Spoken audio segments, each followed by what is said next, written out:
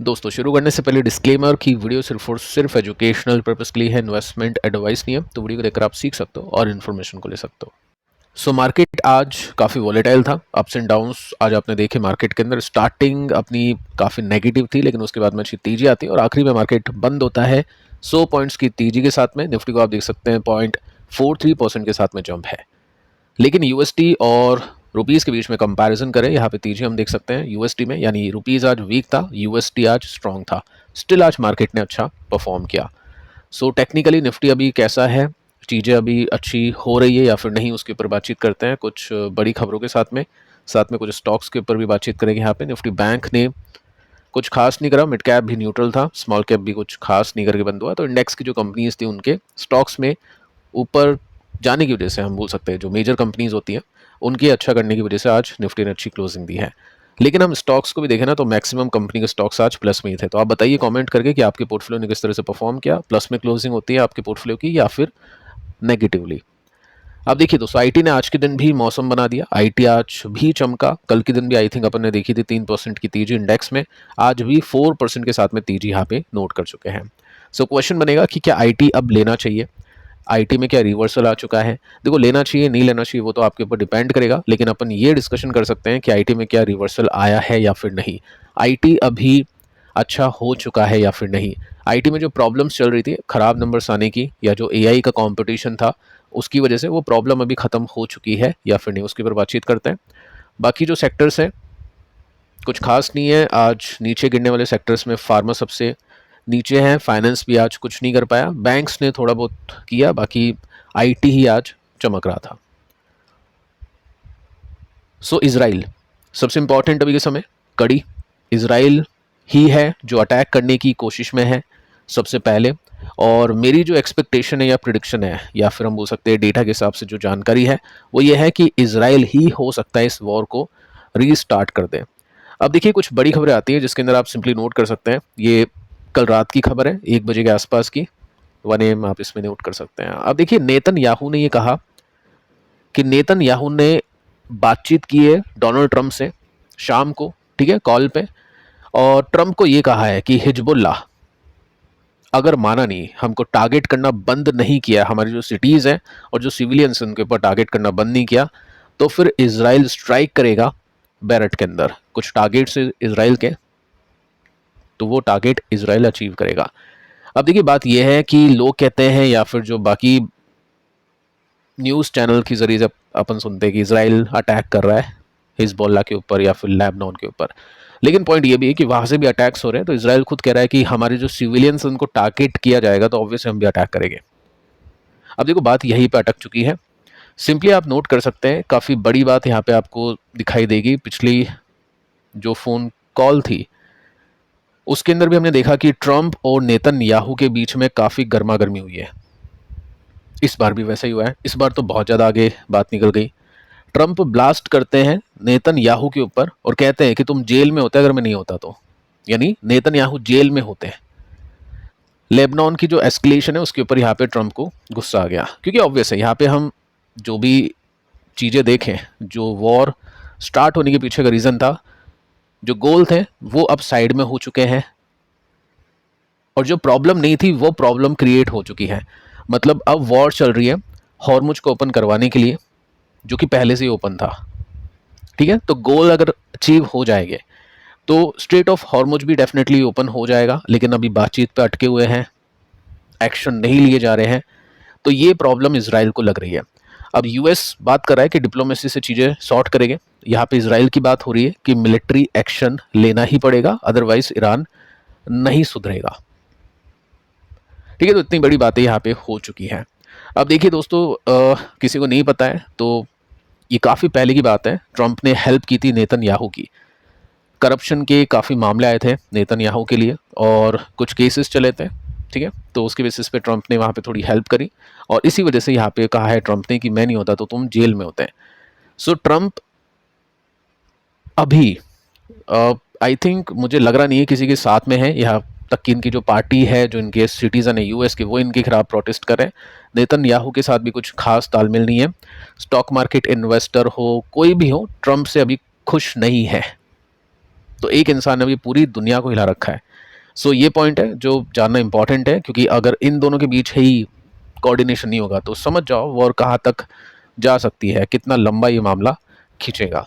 So ultimately यहाँ पे Trump कोशिश करा है जितना भी ट्रेड कर पाए उतना करने के लिए, जितना भी पैसा कमा पाए उतना कमाने के लिए। कैसे है देखो, यहाँ पे एक न्यूज़ आती है उसके बाद में 3 बजे के आसपास, जिसमें ट्रंप वापस कहता है, देखो हुआ क्या है, क्रूड का मैं आपको डेटा दे चुका हूँ, क्रूड नीचे जाएगा कि वॉर जीत चुके हैं, सीज फायर हो चुका है। उसके बाद में कुछ ऐसी न्यूज़ आएगी क्रूड ऊपर जाएगा, फिर ऐसी न्यूज़ आएगी ट्रंप बोलेगा कि चलो यार सब कुछ ठीक होने वाला है, मैं सॉर्ट करूंगा सब कुछ, क्रूड नीचे है, फिर वापस नीचे। तो क्रूड ऊपर जा चुका है, प्रॉफिट बुक कर चुके हैं, उसके बाद में वापस से क्रूड को नीचे भी तो लाना पड़ेगा वापस ऊपर जाने के लिए। तो यहाँ पे एक न्यूज़ आती है कि ट्रंप अगले हफ्ते पक्का यहाँ पे रीओपन करवा देगा हॉर्मुज को, अगले हफ्ते वॉर रुक जाएगी। ठीक है, तो ये सब बातें चल रही है और सब जनता को एक तरह से यहाँ पे उलझा रखा है मार्केट ने, ट्रंप ने। अल्टीमेटली कोई सॉल्यूशन निकल नहीं रहा है। सो वही बात है जो मैं एक्सपेक्ट कर रहा हूँ काफ़ी टाइम से, कि फिलहाल कुछ होगा नहीं ब्रॉडर मार्केट के अंदर, स्टॉक्स स्पेसिफिक डेफिनेटली यहाँ पे चीज़ें प्ले करेगी और कर भी रही है, तो उसकी बेसिस पे यहाँ पे देखना होगा। साथ में 5 बजे एक न्यूज़ आती है जिसमें इसराइल ने इंटरसेप्ट किए कुछ मिसाइल्स जो लेबनान से ही है। तो ठीक है, यहाँ पे दोनों की लड़ाई चल रही है और दोनों नहीं रुकेंगे। इसराइल फेमस है इसी सब चीज़ों के लिए, तो ऑब्वियस यहाँ पे तो कोई रुक टोक नहीं होगी। और मेन जो प्रॉब्लम है ईरान है, जो यूरेनियम है वो है। सो उसका भी कोई प्रॉब्लम, मतलब कोई जो मुद्दा है वो सुधरता हुआ देखने को, सुलझता हुआ देखने को नहीं मिल रहा है।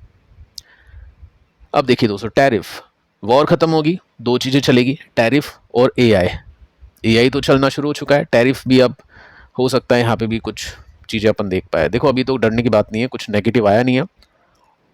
न्यूज़ आती है कि ट्रंप अभी फोकस कर रहा है, एडजस्ट करेगा टैरिफ की पॉलिसीज़ को। ठीक है, ये सेकंड सोर्स ऑफ इनकम है इसकी ट्रेडिंग के अलावा। ठीक है, साथ में आप ये देख सकते हैं कि यहाँ पे जो 15% टैरिफ है ये होगा बुलडोज़र्स और ये जो भी हैवी मोबिल इंडस्ट्रियल इक्विपमेंट्स होते हैं उनके ऊपर। तो कोई खास प्रॉब्लम नहीं है इंडिया को इसको लेकर। ठीक है, बाकी कुछ और टैरिफ को कम किया है, 25 का 15 कर दिया है, तो कोई प्रॉब्लम फिलहाल नहीं है। लेकिन ये टैरिफ करना अब एक्टिवेट हो चुका है। सो ये एक और डर है अब मार्केट को लेकर। इसमें हम अगर कुछ मेजर टैरिफ्स देखते हैं पर्टिकुलर सेक्टर के ऊपर, जो कि आईटी है, फार्मा है, तो बड़ी प्रॉब्लम में फंस सकते हैं। सो कहने का मतलब दोस्तों यही है कि मार्केट ऊपर जाता है नीचे जाने के लिए, और फिलहाल अभी एक अच्छी कैंडल बनी है, ग्रीन कैंडल बनी है, बट इसको देखकर खुश होना नहीं चाहिए, क्योंकि आज आपने देखा कि जो ब्रेकडाउन था वो मार्केट ने एक्चुअली कर ही दिया था। ये आप ब्लू लाइन देख रहे हैं जो सपोर्ट की है, जिससे मार्केट ने एक उछाल दिखाया था, उस लाइन के नीचे मार्केट चला गया था। आखिरी में आईटी कंपनीज ने अच्छा परफॉर्म किया तो उसकी वजह से निफ्टी ऊपर चला गया, अदरवाइज आज हम ब्रेकडाउन ही होता हुआ देखते हैं। और ऐसी बात नहीं है कि मैं आपको डरा रहा हूँ कि यहाँ से जो मार्केट है 5% नीचे जाएगा, नहीं, ऐसा कुछ नहीं है। उससे पहले भी यहाँ पे सपोर्ट्स हैं, बट ब्रॉडर जो चीज़ें हैं ना वो कुछ ऐसी है कि क्रूड को ऊपर जितना टिकाने की कोशिश की जाएगी, इंडियन मार्केट उतना ही खराब परफॉर्म करेगा, जैसे तो वॉर अगेंस्ट इंडिया है। ठीक है, सो ठीक है, देखते हैं आगे चल के कि यहाँ पे ब्रेकडाउन मिलता है निफ्टी को या फिर निफ्टी सुधरता है। बाकी जो टॉप्स है वो नीचे शिफ्ट हो रहे हैं, तो इंडिकेशन तो काफ़ी नेगेटिव है निफ्टी का। अब दोस्तों आईटी पे आते हैं। आईटी के ऊपर भी बातचीत करनी काफ़ी इंपॉर्टेंट है। कल भी तीजिए आज भी तीजिए, ऐसा कैसे हो गया? फर्स्ट एक बार अपन उसको देखते हैं। आईटी बी ने अच्छा परफॉर्म किया, मतलब जो भी आईटी इंडेक्स में खरीदारी करना चाहते हैं कि चलो यार इंडेक्स खरीद लेते हैं, स्टॉक तो समझ में आते नहीं है, वो ETF खरीद लेते हैं जैसे आईटी बी। अब ये इंडेक्स की तरह चलेगा, और ब्रॉडर इंडेक्स का आपको बताइए सिस्टम अभी कैसा है, कुछ खास ठीक नहीं है, नेगेटिव है। सो यहाँ पे स्टॉक स्पेसिफिक इन्वेस्टर को जाना पड़ेगा। पहले तो अपन ये देखते हैं कि आईटी कंपनीज चली तो चली क्यों। एआई डील की वजह से आईटी कंपनीज चली हैं, कुछ डील्स मिली हैं कंपनीज को, तो उसकी वजह से इन्वेस्टर्स को समझ आ रही है अब ये कंपनी, वैल्यूएशन काफ़ी कम हो चुकी है, तो इन्वेस्टर्स का ध्यान यहाँ पे आ गया। कुछ पॉइंट, क्या पॉइंट है उसको देखते हैं शॉर्ट में। एआई पार्टनरशिप की वजह से कंपनीज चली हैं। अब इन्वेस्टर को देखिए दोस्तों, ऐसा लग रहा है इन्वेस्टर्स भी पलट गए। इन्वेस्टर्स को अब ऐसा लग रहा है कि अब एआई क्या करेगा, आईटी कंपनीज के लिए नए रेवेन्यू स्ट्रीम्स को ओपन करेगा। यानी एआई से आईटी कंपनी को नुकसान नहीं है, फायदा है। ठीक है, स्टॉक का प्राइस होते हैं, आर्टिकल भी बदल जाते हैं, प्राइस ऊपर जाते हैं। ठीक है, प्राइस नीचे आएगा तो फिर वही चीज़ एआई रिप्लेस कर देगा ट्रेडिशनल आईटी काम को। सेकंड पॉइंट ये ठीक है, चलो इसको हम बोल सकते हैं कि वैल्यूएशन काफ़ी अट्रैक्टिव है, वैल्यू कंपनीज अब ये बन चुकी हैं, तो इस वजह से स्टॉक्स में बाइंग हुई है। बट ये सिर्फ एक रीज़न नहीं होता है स्टॉक खरीदने का। स्टॉक तो सिंगल डिजिट में 10-10, 20-20 साल तक भी रहते हैं। वैल्यूएशन की बात कर रहा हूँ, सिंगल डिजिट के पी पर। चलते कब है? जब नंबर्स अच्छे आने की संभावना हो। सो क्या अच्छे नंबर्स आने की संभावना है, वो एक पॉइंट है। अब उसको लेकर डिबेट यहाँ पे चल रही है। एआई डिबेट के अंदर आप देख सकते हैं कुछ इन्वेस्टर्स काफ़ी बुलिश हैं, उनको लगता है कि एआई इंक्रीज कर देगा डिमांड को, जिसमें पराग पारिक म्यूचुअल फंड भी है, जो आई थिंक इंडिया का लार्जेस्ट सबसे बड़ा म्यूचुअल फंड एक्विटी के मामले में, और कॉशियस व्यूज़ भी हैं जिसके अंदर एआई ऑटोमेट करेगा काफ़ी सारे काम को, जिसमें ट्रेडिशनल जो काम है वो ख़त्म हो जाएगा। ठीक है, ये न्यूज़ में अपन ने देखी थी कि अभी एआई क्या कर रहा है, एंथ्रोपिक ने क्या लॉन्च किया है। ठीक है, तो वो सब भूलना नहीं है। सो तेजी आती है, मंदी आती है, इन्वेस्टर्स को उसमें दिमाग खराब होता है कि टीसीएस यार 6% चल गया, अभी तो नीचे मिल रहा था, अब ये मिस नहीं हो जाए, बस इसको यहीं पे बाय कर लेना चाहिए, ये दिमाग आ जाता है इन्वेस्टर्स में। तो उसके लिए अपन क्या करते हैं, अपन लॉजिकल चीज़ों को देखते हैं, इमोशंस के हिसाब से देखेंगे तो डेफिनेटली अपन तेजी में बाय करेंगे, मंदी में सेल करेंगे। स्टॉक अब नीचे भी आएगा, मान लो कल परसों या जब भी, तो स्टॉक बेच देगा, ऐसे काम चलेगा नहीं। सो वैल्यूएशन देखते हैं, 18 का पी है, जो कि ठीक है। अब देखिए, मैंने आपको एक कंपैरिजन बताया था एसेंचर के साथ में, क्योंकि एसेंचर दुनिया के सबसे बड़े आईटी कंपनी है, सेकंड लार्जेस्ट आईटी कंपनी जो कि इंडिया की सबसे बड़ी कंपनी है वो टीसीएस है। दोनों कंपनीज के जो स्टॉक का पैटर्न है एकदम सेम था। आप देख सकते हैं एसेंचर ने भी अपने मेजर सपोर्ट्स को तोड़ा था। एसेंचर की जो वैल्यूएशन है वो आ गई थी 16 की, टीसीएस फिर भी चलो ठीक है, दो आगे हैं, 18 की वैल्यूएशन है। तो क्या एसेंचर के स्टॉक में तेजी बनी थी? Definitely yes. पिछले 5 दिन में एसेंचर का स्टॉक भी चला है, यानी कुछ तो गेम है, देखना तो पड़ेगा, ऐसा नहीं है छोड़ नहीं सकते, लेकिन हाँ चेक करना पड़ेगा, क्योंकि स्टॉक कभी तो चलेगा। बट क्वेश्चन ये है कि क्या अभी चलेगा या फिर ये तेजी फॉल्स है, क्या पता और टाइम लगे। तो यहाँ पे एसेंचर चला है तो कम से कम कोई तो रीज़न है, देखना तो पड़ेगा। आगे चलते हैं। अब पॉइंट ये बनता है नंबर्स। नंबर्स अगर अच्छा आएगा तो स्टॉक चलेगा, नंबर्स अगर अच्छा आएगा तो 1-2 साल में अच्छी तेजी आएगी, नंबर्स अच्छे नहीं आएंगे तो तेजी नहीं आएगी। क्या कोई क्वार्टर आपने देखा जिसमें नंबर्स अच्छे गए? नहीं। तो फंडामेंटली कंपनी है नेगेटिव। क्या टेक्निकल में आपको कोई यहाँ पे पॉजिटिविटी देखने को मिल रही है? नहीं। तो टेक्निकल भी अभी है नेगेटिव।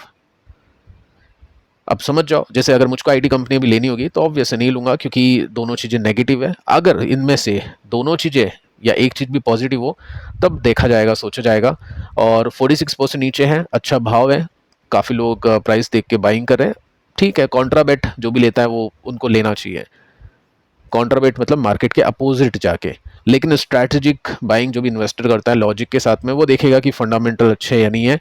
अगर कंपनी में इतना ही दम होता तो टीसीएस खुद बाय बैक करता अपने स्टॉक को। टीसीएस के पास में अमाउंट की कोई कमी नहीं है, बट देखना पड़ेगा। सो एक ग्रीन कैंडल टीसीएस में बनने का मतलब ये नहीं कि रिवर्सल हो चुका है, अभी कुछ रेसिस्टेंस इसको पार करने पड़ेंगे। पहला ये है, दूसरा ये है। तो 15-1% नहीं चल जाता जब तक कोई मतलब नहीं है, देखना पड़ेगा। सो टेक्निकली अगर कोई इन्वेस्टर देखेगा तो इसको वेट करेगा, क्योंकि फंडामेंटली तो 3 महीने लग जाते हैं रिजल्ट आने में, पता लगाने में। बट टेक्निकल आपको लाइव सिचुएशन का आइडिया देता है। सो पहले टेक्निकल ब्रेकआउट करेगा तो उसके हिसाब से फिर इसको वापस से देखना पड़ेगा, स्टडी करनी पड़ेगी। बट फिलहाल तेजी आई है न्यूज़ बेसिस में, वैल्यू बाइंग की वजह से। लेट्स सी कि आगे किस तरह से आईटी कंपनीज चलती है। फिलहाल दोस्तों इस वीडियो में इतना ही। पिछले वीडियो को अगर आप देखोगे ना तो इसमें आपको पता चलेगा कि आईटी में कौन सी कंपनी है जिनका पैटर्न बुलिश है और कहाँ पे अभी अच्छी कमाई हो रही है कंपनीज की अर्निंग्स बेसिस में। बाकी पिछले और वीडियोस के अंदर भी आप स्टॉक्स को देख सकते हैं। मिलते हैं नेक्स्ट वीडियो में, तब तक के लिए बाय बाय।